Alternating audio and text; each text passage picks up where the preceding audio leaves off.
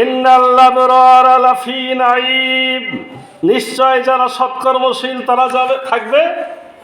এখানে আমরা সোজা অর্থ বলি যে হয়তো জান্নাতে না, এখানে বলা হয়েছে যে নাঈম আর নিয়ামত, পূর্ণভাবে নিয়ামত প্রাপ্ত তারা, বা সুখ স্বাচ্ছন্দ্য বলতে পারেন।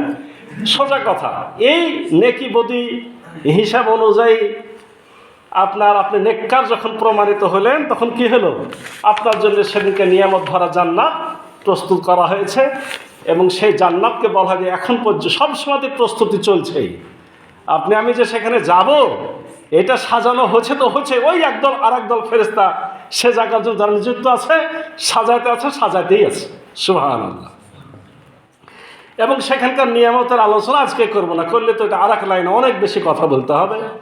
ওয়াইন্নাল ফুজ্জারা লাফি জাহিম, আর যারা পাপাচারী ফুজ্জার, আমি এর আগে বলছিলাম বাঁধ ভেঙে দেয় তাকে বলা হয় ফুজ্জার, সীমা লঙ্ঘনকারী। যারা অন্যায় করে, যারা সীমাকে মানে না, তারা পাপাচারী, তারাই সীমা লঙ্ঘনকারী, তারা দুষ্কৃতিকারী। তারা যাবে কোথায়? জাহিম। জাহিমের বাংলা অর্থ প্রজ্বলিত আগুন।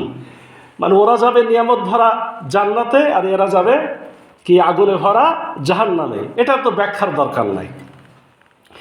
ইয়াসলাউনাহা ইয়াউমাদ্দিন, ইয়াসলাউনাহা মানে তারা সেদিন দগ্ধ হবে। অনেক জায়গাতে অর্থ দেখেন প্রবেশ করানো হবে, কিন্তু ইয়াসলাউনাহার অর্থই তারা সেদিনকে পুড়বে।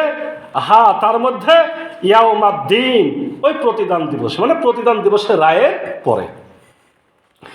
ওয়ামা হুম আনহা বিগাইবিন, আর সেদিন থেকে কেউ অনুপস্থিত থাকতে পারবে না। পারবেন নাকি?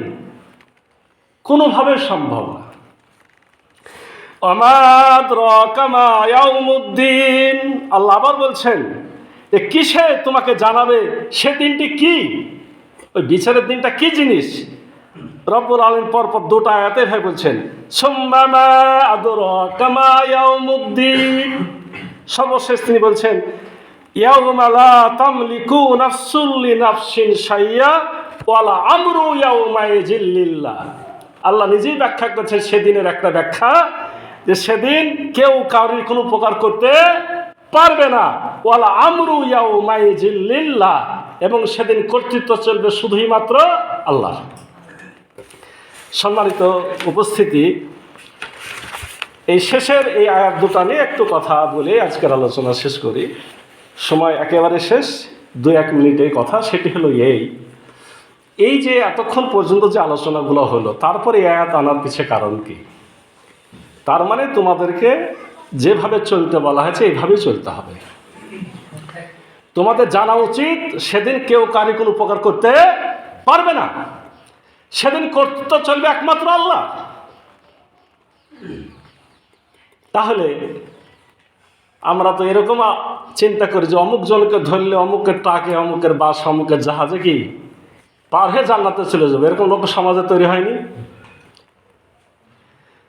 সে নিজেই জান্নাতে যাবে কিনা তার গ্যারান্টি কে দিয়েছে? কে দিয়েছে নাকি? স্বয়ং নবী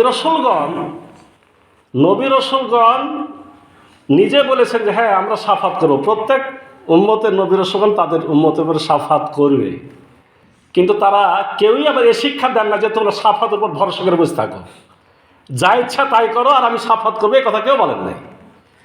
আর এখনকার এই পীর বুজুর্গ দিন নামের আলা বলছে যে যা ইচ্ছা তাই করো, আমাকে মাসে মাসে কিছু দিলেই বা বছরে কিছু নিয়ে নজরানা দিলেই পার করে দেবো। নাউজুবিল্লাহি মিন যালিক।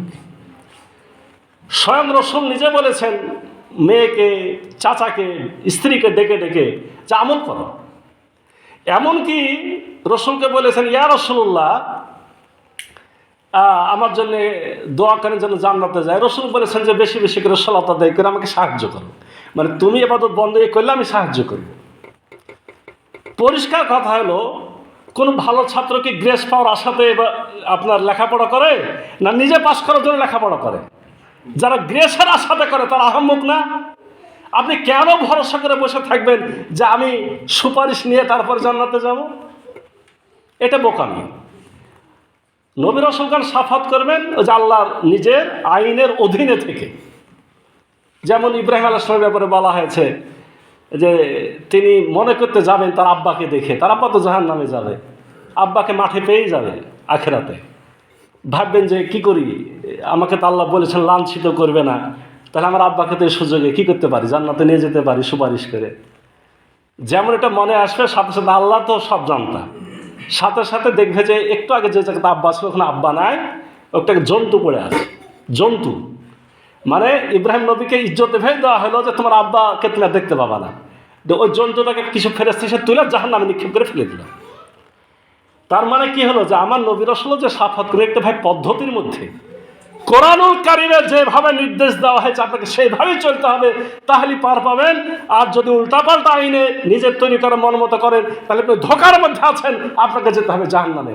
আল্লাহ আমাদের সকলকে হেফাজত করুন, আল্লাহুম্মা আমিন।